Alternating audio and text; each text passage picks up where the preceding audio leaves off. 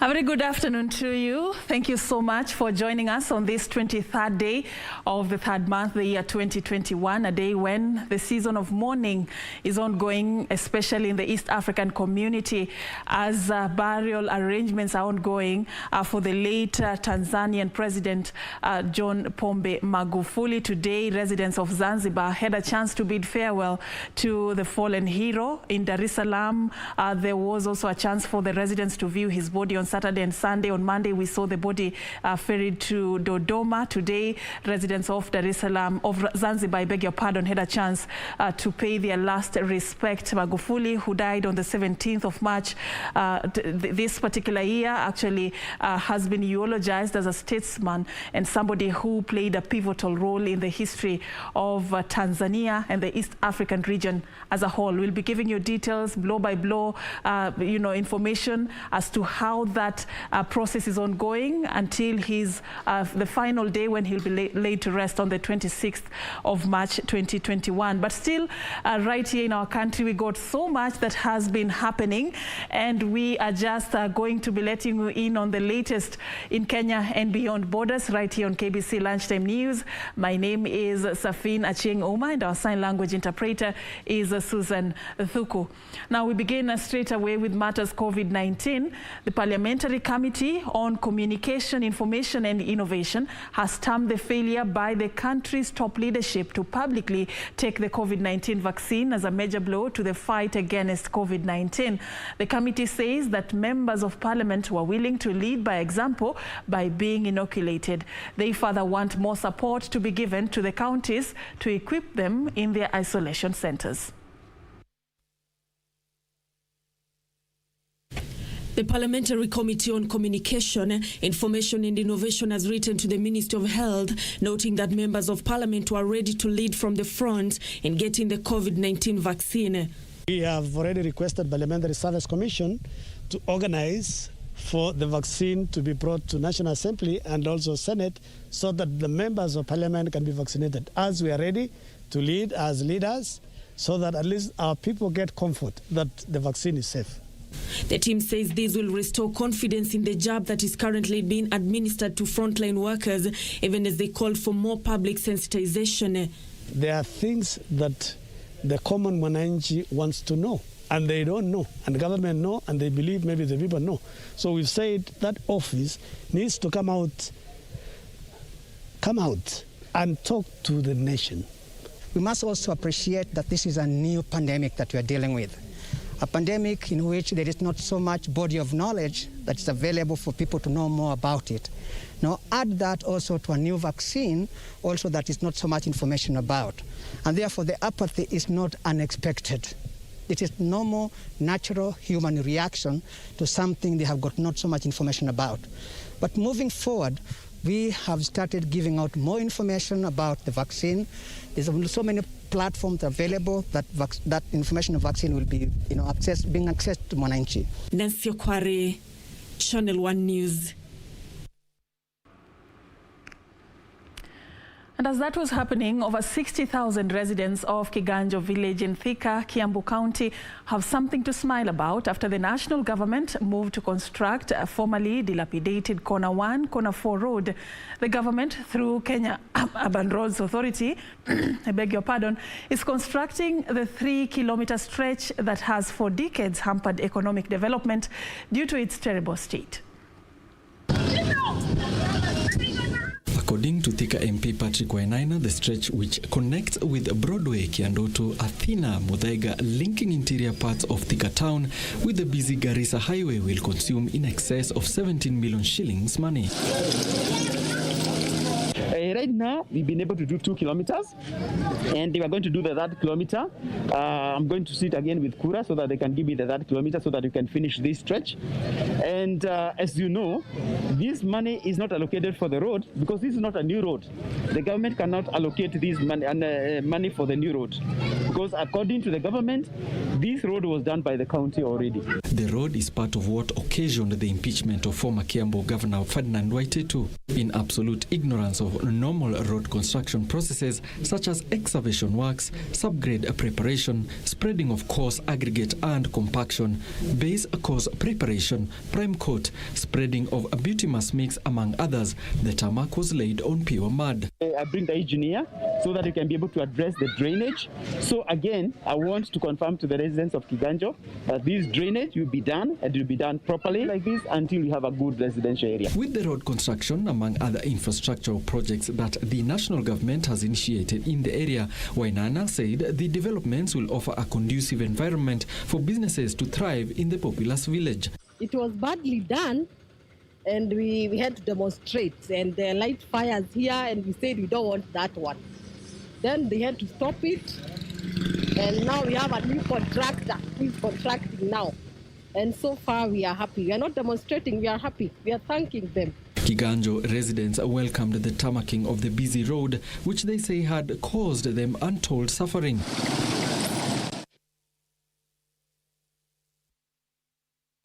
Now, members of the disciplined forces have been challenged to seek divine nourishment and psychosocial support to avoid trauma that has led many to commit suicide or kill fellow officers.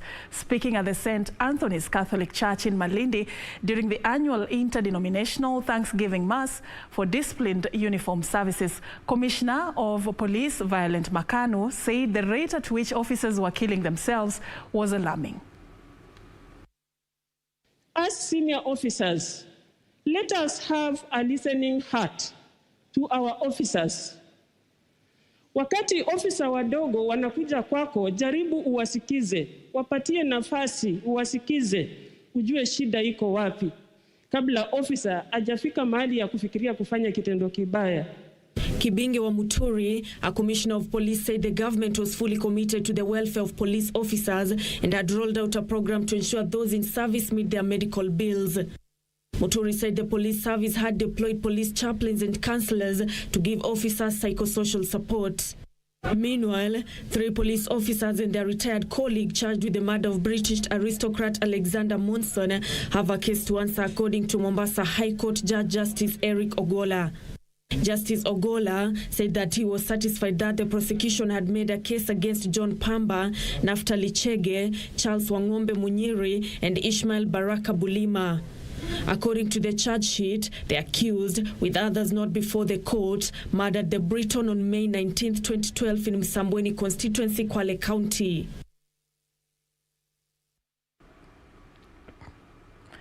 And serving food to mourners should stop, as it could be a contributing factor to the spread of COVID-19. This is according to the Interfaith Council for National Response to Coronavirus Pandemic. The council says the exercise of feeding mourners, especially at funerals, disregards social distancing and naturally trigger the removal of masks. The church leaders called on Kenyans not to drop the guard in the face of the third wave of COVID-19. The Interfaith Council also wants churches to strictly ensure all COVID-19 protocols are adhered to. In both mouth and nose. The leaders of the service must also wear the mask throughout, even when speaking to the microphone. All those taking part in the service or taking a special part in the service should have their masks on as well, even when speaking to the microphone. 4, whenever possible and wherever possible, the temperature of the attendant should be checked, and those with temperatures above 37.5 referred to a medical facility. 5, all contact must be avoided within the places of worship, and regular sanitization of microphones or objects used by more than one person done.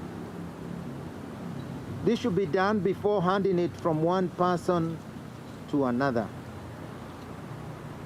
6, Special attention should be made to avoid crowding during entering or exiting, or any time during the service itself.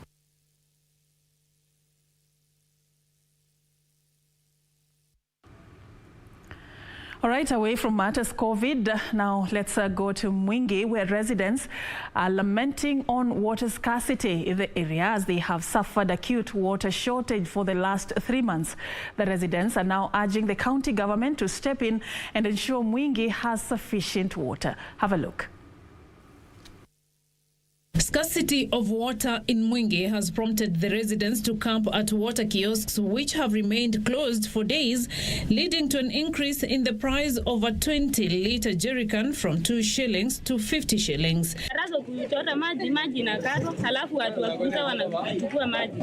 Wakichukua maji kwa mtungi wanatuzia shilingi 50. Na hatuna pesa, corona imerudisha uchumi chini, na hata hatuna pesa hata kidogo ya kununua maji. Maliti Mengi, a water vendor in Mwingi town, has said his business has been adversely affected where the hiked water price has made many customers shy off as 50 shillings is too much to afford. Muasko ni kama wanachezea wananchi wa Mwingi, wanatuchezea sisi. Tunatafuta maji, unatoka hapa tunakodishiwa roli tuendee maji Kiulungwa. Tunaenda tunanunua mtungi moja shilingi 2. Kuibebewa kuiletewa hapa unaambiwa ni 30 bob. Kama huyo mtu anauza maji na abebewe hiyo maji na 30 bob alete Mwingi, hakika hiyo maji atatoa pesa ngapi? Atauza pesa mingi, atauza 50, na atakuwa amevinyilia ule mwananchi wa kawaida yule anashinda kazi na anangoja maji. Badala anunue mitungi mingi, atanunua mtungi moja, manake maji atauziwa 50 ama 70 bob. Mary Mulandi, another local, added that doing chores has been a challenge as her children skip days without taking a shower and sometimes lack water to cook. Hiyo maji imeisha, imemaliza miezi 4 hivi kuishi maji kukuja huku mingi. Sasa mimi nataka maji kwa sababu mtoto wangu anasomea huko Kasina, aongi hata aendi shule. Kazi yake ni kukaa kwa nyumba, ngoje niende nikatafute maji akuje kuoga. The residents are now pleading with the county government to step in and ensure Mwingi has sufficient water.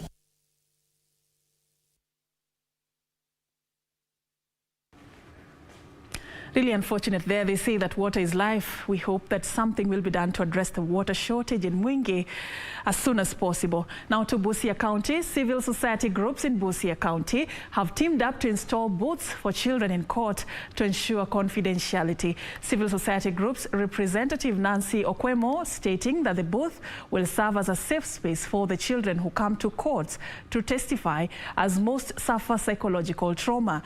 Now this was in Busia, where the Busia Principal Magistrate Lucy Ambasi stated that most of the children who come to testify have some psychological trauma, hence the booth will assist them to be more free. She revealed that the Busia has also many cases of defilement and warned culprits of severe consequences when found culpable.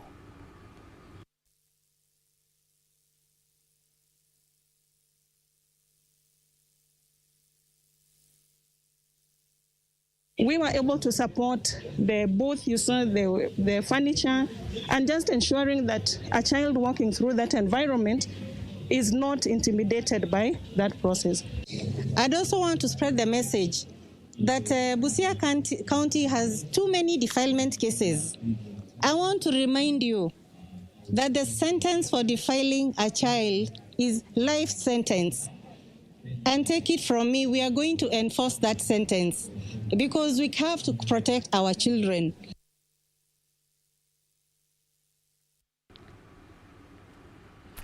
All right, that is the much we have for you. We are going to be taking a very short break, but continue engaging us on social media at Serfine_Achieng, at KBC Channel 1. I'll be sampling some of your views when we come back. I'm already seeing some of you interacting with us. Do stay with that. We will be coming back with much more news and also talking to some of you about what you're seeing online right after this break.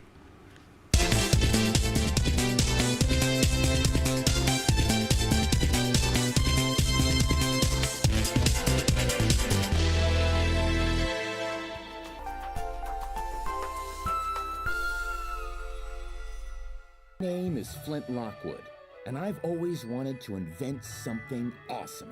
Hair unbalder! Flying car! He wants to be smart, but that's lame! Can't you be more like my son, Cal? Sup? Sup?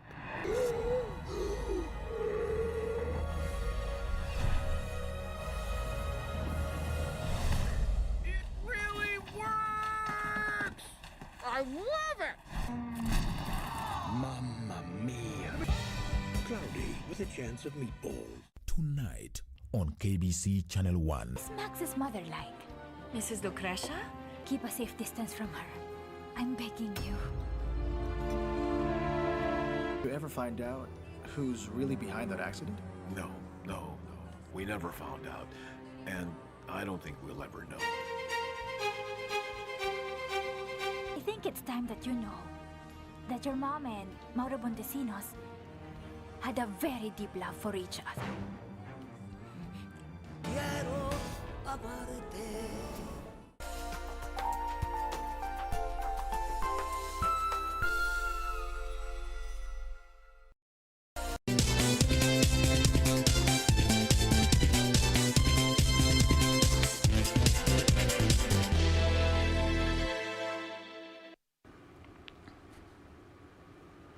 Welcome back and thank you so much for staying with us. Thank you, Joseph Nyakundi. You say you're watching. Joff Rotich Kiptule, you're watching us from Kericho County. Tonja Matthias, you're watching us from Kitengela. David, aka Butcherman, interesting name there. You're watching us from Juakali in Njoro. Thank you so much. I'll be sampling more views as we receive them. Now moving on, residents of Marewa village in Murang'a East Sub-County woke up to a rude shock after a woman and her lover were found dead in their house. The body of Theresia Mumbi, 37 years old, was found lying on the bed as that of her lover Francis Mwangi was found in the sitting room hanging from the roof. Residents allege that the man, Francis Mwangi, killed Mumbi before committing suicide. A neighbor who sought anonymity observed that she visited the home in the morning and found the door closed.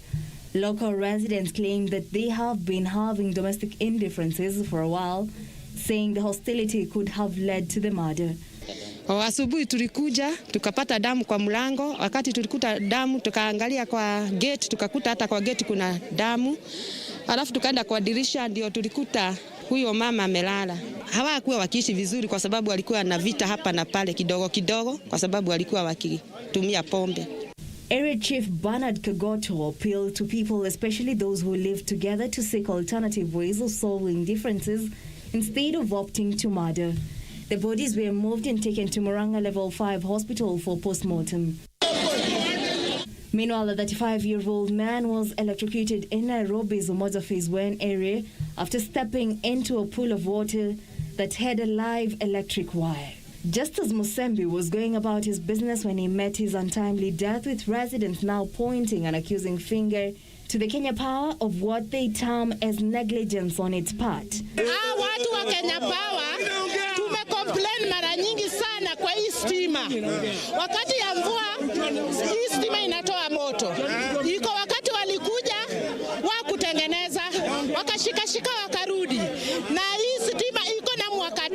The body of the deceased was taken to city mortuary.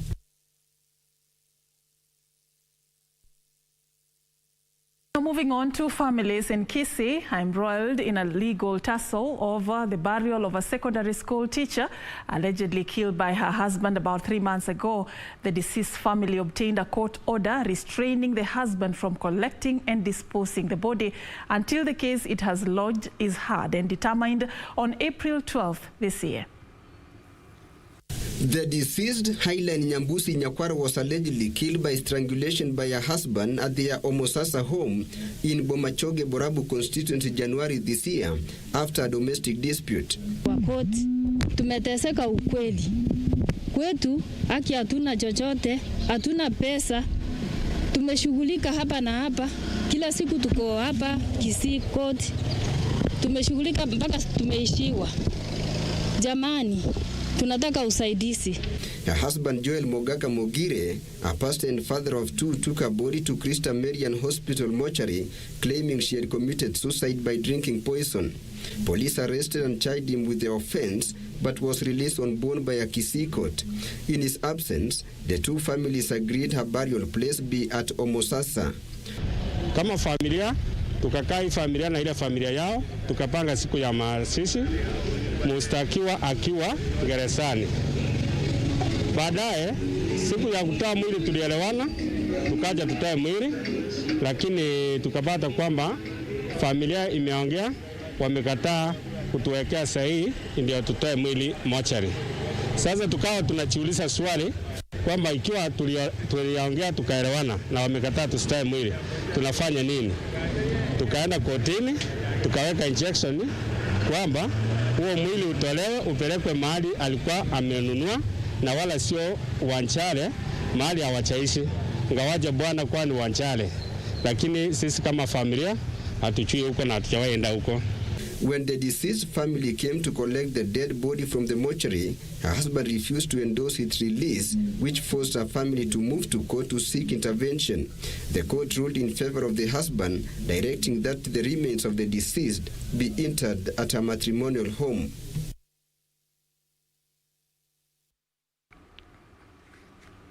Now on to some international news.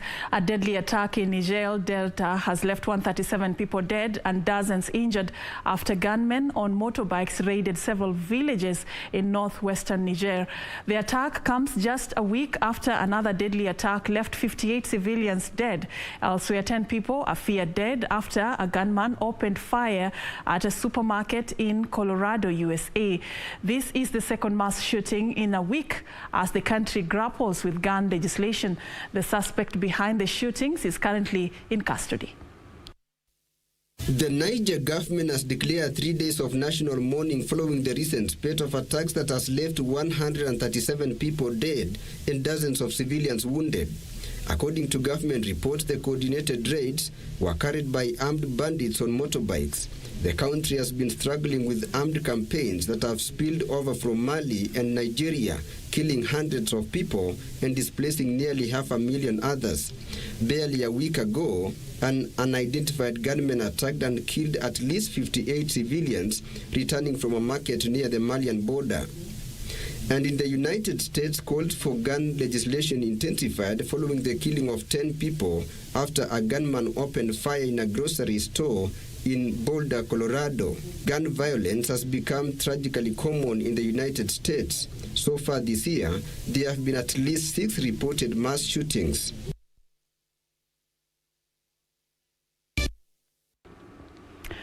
All right, and right about now, we want to cross over live to the Sarova Pan-Afric Hotel. Today, there's a partnership meeting on the fast tracking of the implementation of the 2016-2021 EMTCTC framework. This is the elimination of mother-to-child transmission of HIV and AIDS. Currently speaking is the Health CAS, Dr. Mercy Mwangangi. Let's listen in.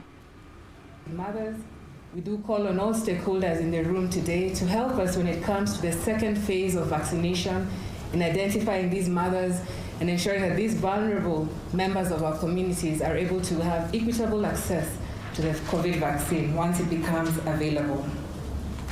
It is now my distinct pleasure to welcome the keynote of this event, Her Excellency the First Lady, Margaret Kenyatta, an individual who has effected change and whose actions show us that she believes and stands for the Kenyan mother. And she affirms each day that no mother should die from preventable causes. She's a global champion of the Beyond Zero initiative, whose goals are to improve maternal and child health in Kenya and to reduce new HIV infections among children. Your Excellency, I was lucky a year ago, just 3 weeks shy of my appointment, to have the distinct pleasure of running behind you in the Beyond Zero Marathon and flexing my subpar skills when it comes to running marathons. And so thank you for that distinct pleasure. And it is now with pleasure and humility I present to you Her Excellency, the First Lady of Kenya, Margaret Kenyatta. Can we all stand and welcome the First Lady?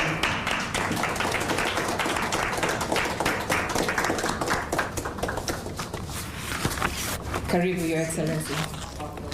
Distinguished guests, it give me great pleasure to join you at this partners meeting to affirm our individual and collective commitment in the elimination of mother-to-child transmission of HIV and syphilis. I'm especially pleased to be speaking with you because I have witnessed the passion and the enthusiasm you have shown towards this vision.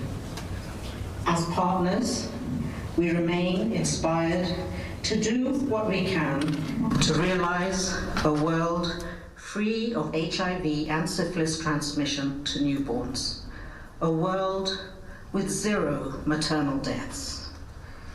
This is why the government of Kenya has committed, through universal health coverage, to scale up its efforts to improve access to HIV treatment, to improve the health and well-being of women and children living with HIV.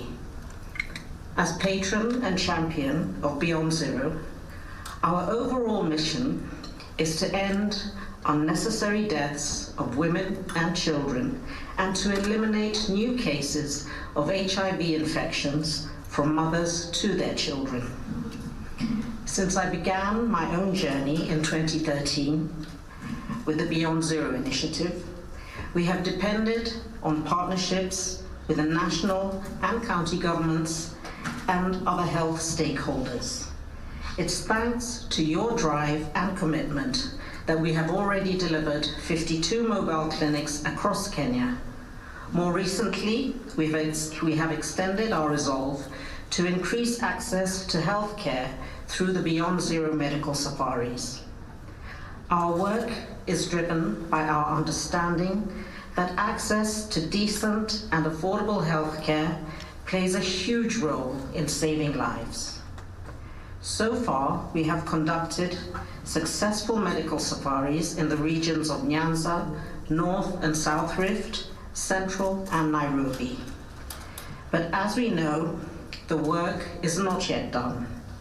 There are still significant gaps which affect Kenyans, particularly underprivileged women and children, which need to be urgently addressed.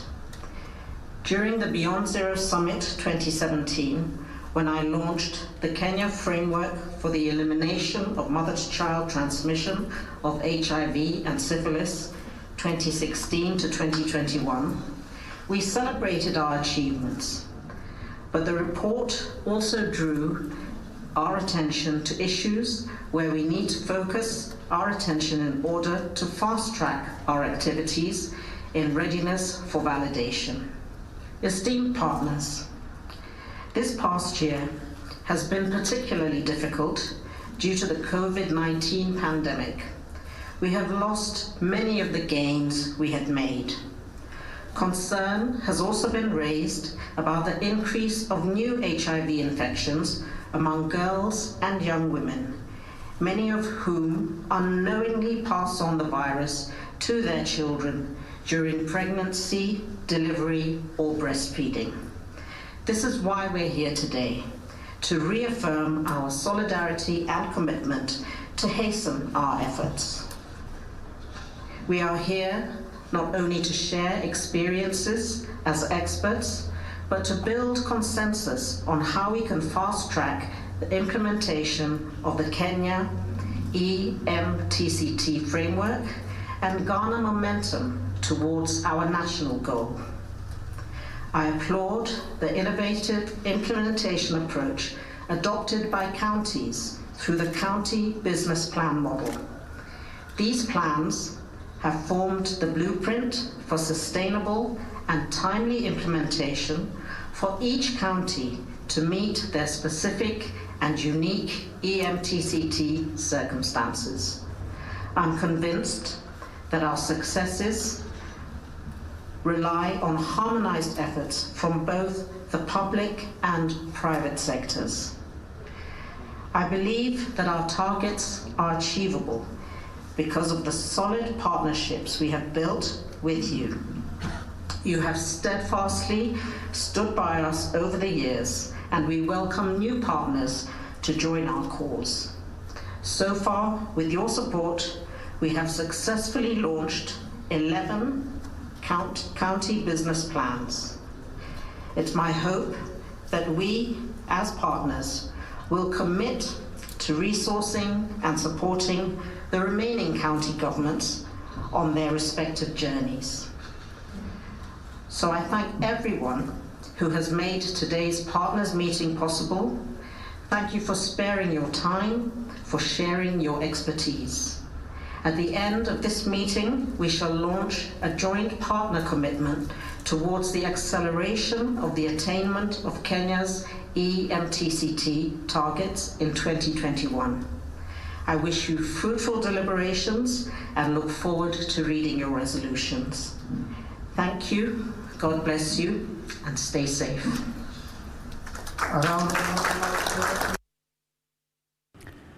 That is the First Lady, Margaret Kenyatta, there making a keynote address at a forum that is currently underway at the Sarova Pan-Africa right here in Nairobi. This is the launch of a framework that will, boost the elimination of mother-to-child transmission of HIV and AIDS. Margaret Kenyatta there hailing the progress that has been made in terms of achieving health for mothers and children in the country, hailing the success of the medical safaris that actually was conducted in several counties. We are going to be bringing you more news that touch on what has been trending in the world of business. We're just going to be taking a very short break right now. Do stay with us and continue engaging us on social media. We are coming back with much more.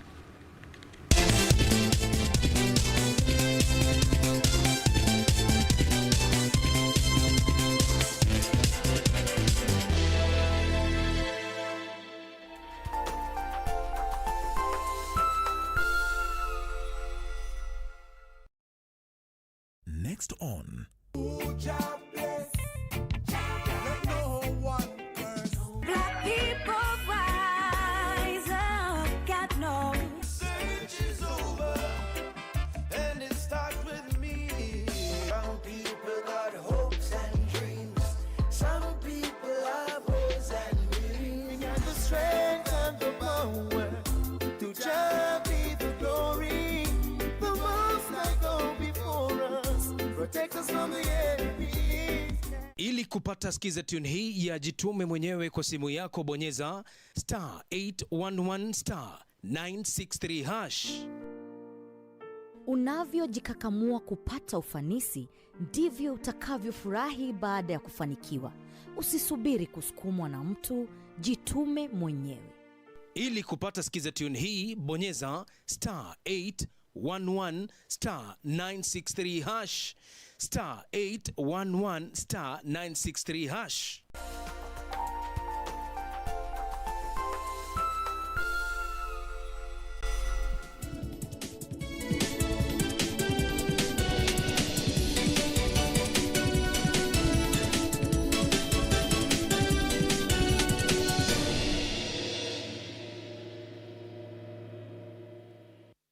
Welcome back, and it's now time for us to focus on the news that are making headlines in the world of business. Now, Kenya Airways made a 36.2 billion shillings loss in the year ended December 31st, 2020. The national carrier has attributed the loss to, among others, the collapse of its operations across 2020 on the back of COVID-19 related disruptions. The directive from the government to suspend passenger travel in a bid to curb the spread of COVID-19 saw the national carrier shut down its scheduled network operations from April to July last year, in turn leading to the reduction of its total revenue by 58.8% to 52 billion shillings for the year ended December 31st, 2020, from a higher of 128.3 billion in 2019. This as passenger revenues are sunk by 69.9 billion shillings in the period following a drop in passenger numbers to 1.8 million individuals from 5.2 million in the preceding year. Kenya Airways nevertheless trimmed its overall costs by about 38.5% to 89.4 billion shillings from 141.3 billion shillings in 2019, but the cut was not significant enough to offset the dip in revenues. KQ says it has received 6 billion shillings in support from the National Treasury as of the end of 2020, with the monies being appropriated through the first 2020-2021 supplementary budget. KQ is further betting on leveraging new income streams, such as cargo, having recently repurposed part of its Boeing 787 carrier to a fully fledged freight carrier. Going forward, the management of Kenya Airways nevertheless remains optimistic, despite predictions of slow and painful recovery of KQ operations to pre-COVID-19 levels, as the company sees a distant rebound in the year 2024. And those whose loans went into arrears during the one-year restructuring period effected March 2nd, 2020 as part of emergency measures to mitigate on the adverse economic effects on bank borrowers from coronavirus pandemic have till June 3rd, 2021 to pay up. The Central Bank of Kenya will further monitor the unwinding of outstanding restructured loans to ensure stability of banking sector amid appeals to reinstate the grace period as COVID numbers soar. As part of the emergency measures to mitigate on the adverse economic effects on bank borrowers amid coronavirus pandemic, a Central Bank of Kenya announced a set of measures, including providing relief to borrowers on their personal loans based on their individual circumstances arising from the pandemic, as well as banks to review requests from borrowers for extensions of their loans for a period of up to 1 year. The measures elapsed beginning of this month. Since March 2020, the loans amounting to 1.7 trillion shillings were restructured by the end of February 2021, accounting for 57% of banking sector's gross loan. As such, in being effective by cushioning borrowers, commercial banks incurred losses. Currently, the outstanding restructured loans as at the end of February amounted to 569.3 billion shillings, as over 95% of outstanding restructured loans are being repaid in accordance with the restructured terms. CBK has assessed the measures as effective. Consequently, in accordance with standard procedures, borrowers whose loans were performing before March 2nd, 2020 were restructured and subsequently went into arrears will have up to 3rd June 2021 to regularize, as CBK will continue to closely monitor the unwinding of outstanding restructured loans to ensure the stability of the banking sector.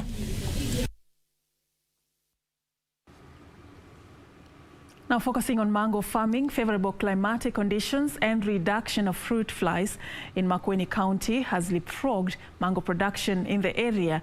Owing to this, KBC Agro Limited, a large mangoes exporter in the Middle East, intends to scale up capacity to boost production ahead of the lapse of the EU ban on Kenyan mangoes in September.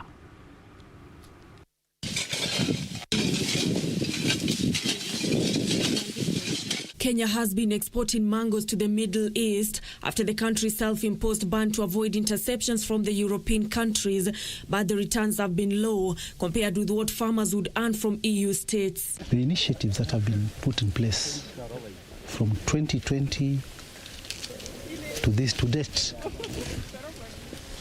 are currently working.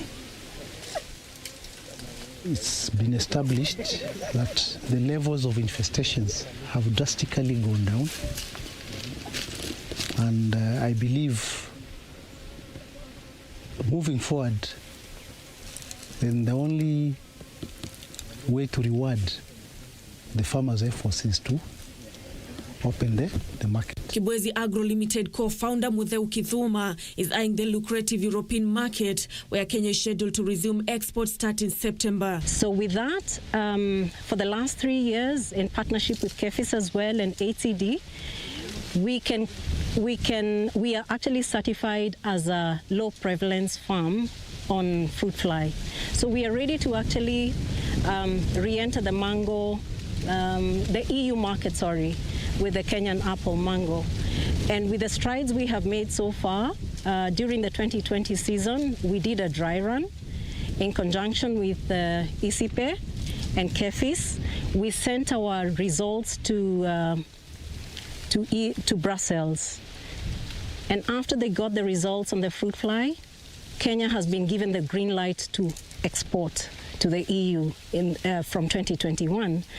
And the only requirement that's not in the country at the moment, but which is in the process of procuring and bringing into the country, is a hot water treatment plant, which is going to be here by end of July, just before the commencement of the 2021 mango season. So yes, we are ready as a country, we are ready as a company to re-enter the EU market. According to Directorate of Horticulture, Kenya is set to return to the EU market following drastic reduction of fruit flies that adversely affected the quality of fruits produced.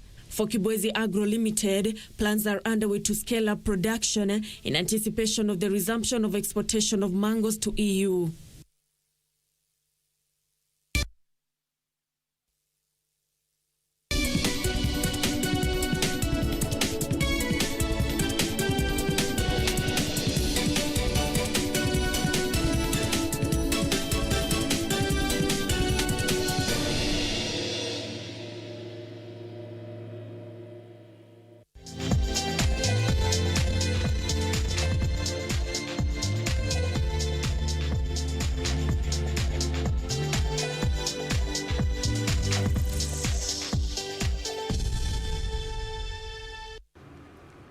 It's now time for us to focus on some sports news. Kenya's Victor Odhiambo lost to Alain of Cameroon at the ongoing Africa's Zone 3 Boxing Championship in the Democratic Republic of Congo. Odhiambo lost to the Cameroonian on a knockout decision. Have a look.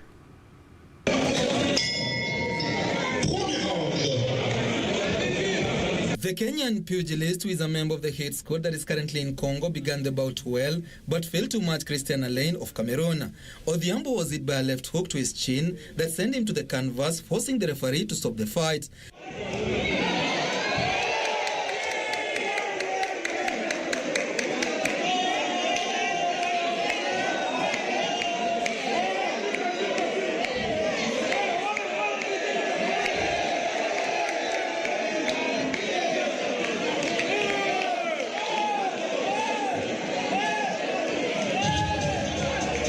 The Kenyan coaches, led by Musa Benjamin, are using the championship to test the preparedness of Nico Koth, Eli Ajoi, Elizabeth Akinyi, and Christine Ongare ahead of the Olympics in Tokyo, Japan, as well as to look at the potential of emerging boxers.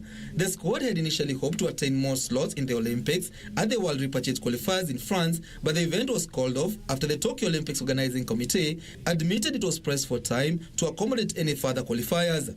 The boxers have been training since late last year after the government allowed national teams to prepare for international assignments following months of inactivity due to COVID-19 outbreak. Karanja David for Channel 1 Sport.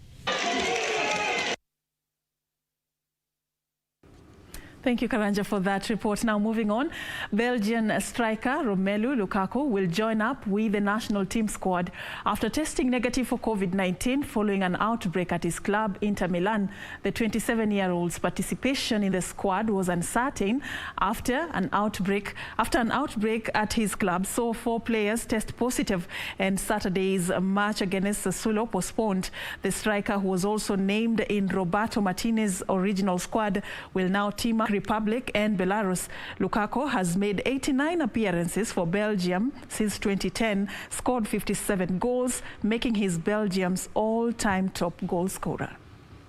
Points clear at the top. This is the day.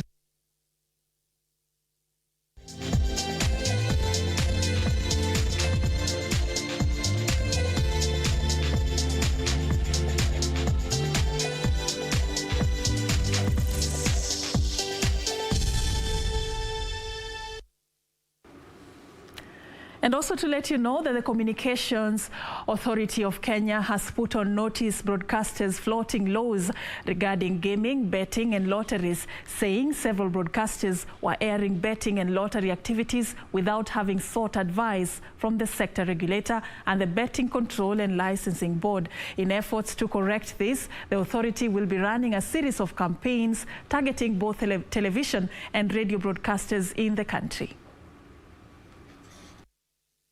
Data from the Kenya Revenue Authority indicates that by 2020, the gaming industry had achieved a combined revenue of 204 billion shillings, making it attractive for illegalities, including criminals looking to feed illicit money into betting. To this end, the government put in place several directives that will see safeguards put in place. In broadcasting, however, loopholes continue to emerge. There has been a growing trend where broadcasters are carrying out gaming and lotteries without accessing the authorized framework by the Betting Control and Licensing Board, who are our partners in this subsector, and we will be spending some time to create awareness and let our broadcasters know what is the right path, the travel path that they need to take so that we can promote a harmonious co-regulation in this space. Despite the setbacks, CA says it has partnered with the Kenya Film Commission to support and help navigate complexities in producing local content initiatives in the broadcast media industry, which was adversely impacted by the COVID-19 pandemic. Despite the very difficult operating environment because of the COVID pandemic, we want to celebrate and recognize our broadcasters for the great work that they have done to continue to up the production of local content in the various genres that we have. Communication Authority of Kenya Acting Director General Mercy Wanjau was speaking during the 2021 Kuza Awards launch, with this year's theme being Preserving Our Heritage Through Broadcasting. Alanako, Channel One Business. Remember, we are posting regular updates of this and other stories on our online platforms at KBC Channel 1, so do interact with us. And thank you so much, all of you who created time this afternoon. Memusi, Saira, you are watching. Thank you so much. Gaturu Fafa Watuo, saying you're tuned. Joyrine Lusaka, watching from Eldoret in Uasin Gishu County. Thank you, Joyrine. Nicodemus Nyata, you're watching from Mombasa, Magongo. And Cedric Wafula, you're watching us from Vihiga County. Thank you so much, all of you. And keep interacting with us on social media. Thank you all of you also who took time to join us on KBC Lunchtime News. My name is Serfine Achieng Ouma, and Susan Thuku has been helping us with the sign language interpretation. Have a lovely afternoon.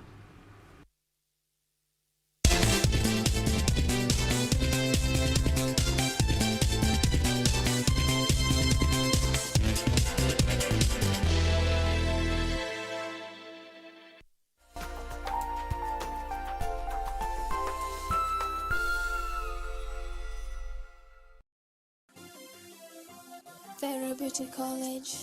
Vera Beauty and Fashion College, with branches in Nairobi,